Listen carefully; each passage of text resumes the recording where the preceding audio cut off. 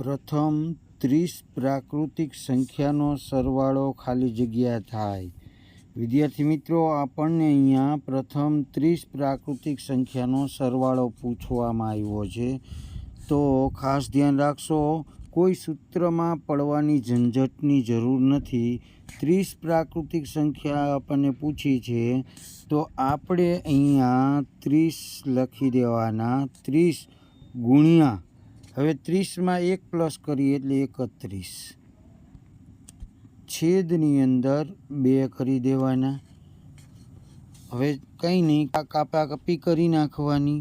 15 દુ 30, હવે 15 તેરીને 45, 450 અને 15 એકાને 15, એટલે કે 465।